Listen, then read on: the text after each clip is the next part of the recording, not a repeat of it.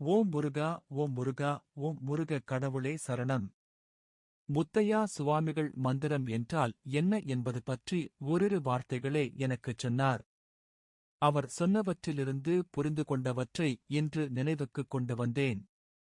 அவர் சொன்னது சக்தி, அது எவ்வாறெல்லாம் படைக்கப்படுகிறது, எவ்வாறெல்லாம் பயன்படுத்தப்படுகிறது, எந்த நோக்கங்களுக்காக எல்லாம் பயன்படுத்தப்படுகிறதென நான் உனக்குச் சொன்னேன்.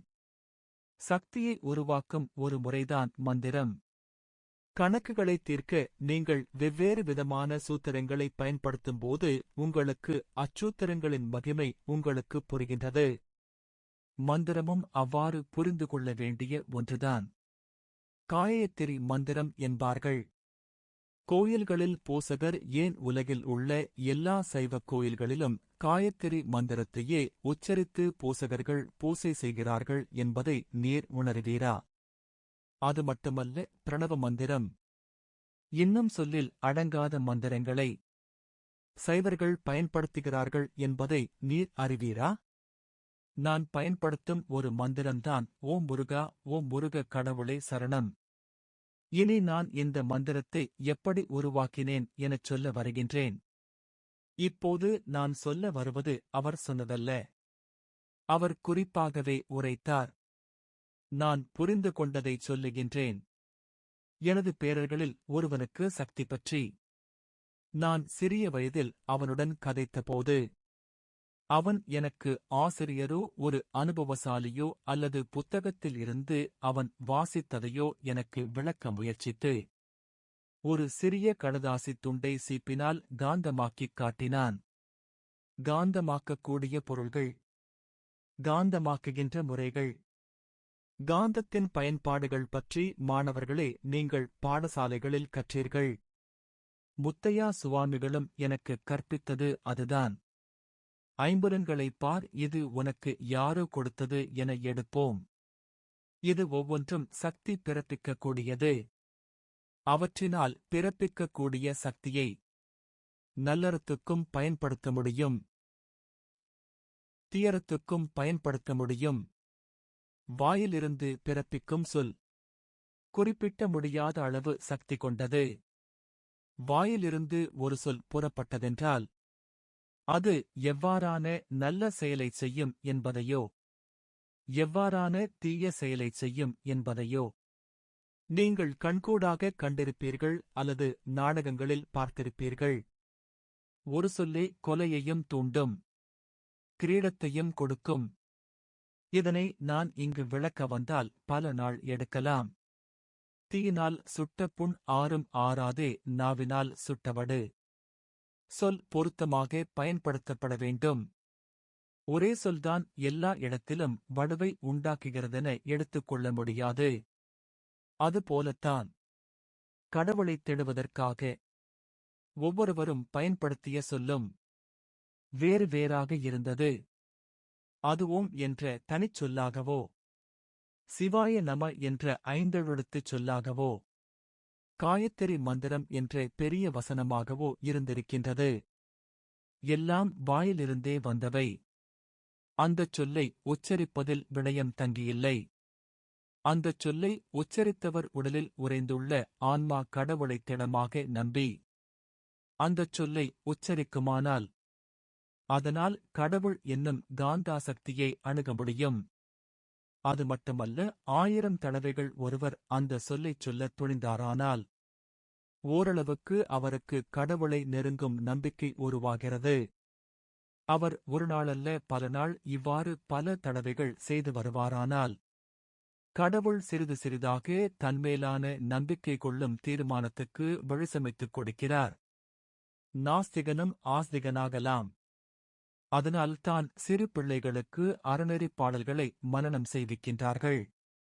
அவை காலப்போக்கில் அவர்களுக்கு அனுபவங்கள் ஏற்படும்போது அதிலுள்ள அறம் சார்ந்த விடயங்களை உணரச் செய்கிறது. நான் தயாரித்த மந்திரம் ஓம் முருகா, ஓம் முருக கடவுளே சரணம். கடதாசியை காந்தமாக்குவதற்கும் ஒரு ஒழுங்கு இருப்பதை என் பேரன் எனக்கு எடுத்துரைத்தான். பிழையாகச் செய்தால் காந்தமாக்காது என நிறுவிக் காட்டினான். அதுபோலத்தான் முத்தையா சுவாமிகள் உருவாக்கிய மந்திரத்தை அவர் திடமான கடவுள் நம்பிக்கையுடன் சொல்லிக் கடவுளை அழைத்ததாகச் சொன்னார். கடவுள் எனக்கு ஞானத்தை தந்தார் எனச் சொன்னார். கூட்டு வணக்கத்துக்கு நீர் வருவதானால் என்னைப் போல திடமான கடவுள் நம்பிக்கையுடன் நான் தயாரித்து மந்திரச் சொற்களை பயன்படுத்த முடியும். நாம் இருவரும் சேர்ந்து அச்சொற்களை பல தடவைகள் உச்சரித்தால் சக்தி பெருக்கம் அதிகமாகும். அதற்காகத்தான் நான் நம் அன்பர்களில் யாருக்காகவாவது கடவுளுடன் கோரிக்கை வைப்பதற்கான கூட்டு வணக்கத்தின் போது எனது மந்திரத்தை என்னுடன் சேர்ந்து உச்சரித்தால் அவர் துன்பம் நீங்கும். அது மட்டுமல்ல, உலகில் உள்ள எல்லா மக்களும் ஒன்றாகச் சேர்ந்து என் மந்திரத்தை உச்சரிப்பார்களானால் அணுவை பிளந்து ஏற்படுத்தக்கூடிய சக்தியை விட அதிகமான சக்தியை பிறப்பித்து நல்லறத்துக்கு பயன்படுத்த முடியும். நான் என் மந்திரத்துக்கு மட்டுமல்ல, எல்லா மந்திரங்களுக்கும் அந்தச் சக்தியுண்டு எனச் சொல்லுகின்றேன். எந்தச் சமூகமானால் என்ன?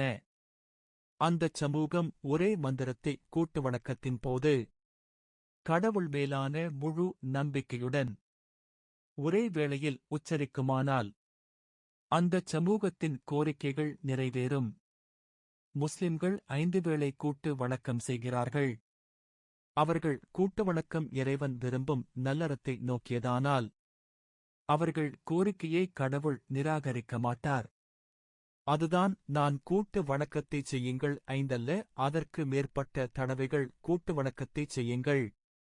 கோயில்களை அதற்கான இடமாக மாற்றுங்கள். கேளிக்கைக்குரிய இடம் என்பதிலிருந்து விடுவியுங்கள் எனக் கூறுகின்றேன்.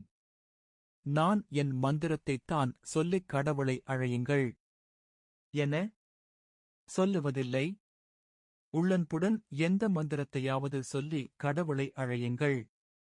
உங்களுக்கு நன்கு தெரிந்த மொழியில் கடவுளுடன் கதையுங்கள். இந்த இலங்கையை மட்டுமல்ல, உலகையே கடவுள் காப்பாற்றும் வழியைக் காட்டுவார். அவர் காப்பாற்றுவதில்லை. மனிதர்களே, உங்கள் செயல்தான் காப்பாற்ற வேண்டியவர்களைக் காப்பாற்றும். கடவுள் வேறு எதையும் தருவார் என்பதையோ அவர் காப்பாற்றுவார் என்பதையோ நான் சொல்ல மாட்டேன். உங்கள் செயல்களை நல்ல செயல்களாக்கும் தீர்மானத்தை நீங்களாக எடுப்பதற்கான ஆற்றலை மட்டும்தான் கடவுள் தருவார் என்பதுதான் முத்தையா சுவாமிகளின் கருத்து. இங்கு முத்தையா சுவாமிகள் ஐம்பொறிகளை நல்லதுக்கு பயன்படுத்தக்கூடியதாகவும் தீயதற்கு பயன்படுத்தக்கூடியதாகவும் இருக்கிறது. அதற்காக கடவுள் அந்தந்த மனிதருக்கான ஆன்மாவின் உறைவிடமான உடலை ஆக்கிக் கொடுத்துள்ளதாகச் சொன்னார். பயன்பெறுவது அந்த உடலில் உள்ள ஆன்மாவின் பொறுப்பு. அந்த ஆன்மா நான் என்ற அகங்காரத்திலிருந்து விடுபடவில்லையானால் கண்ணையோ காதையோ நாக்கையோ மூக்கையோ சருமத்தையோ சரியாக பயன்படுத்த மாட்டாது எனவும் சொன்னார்.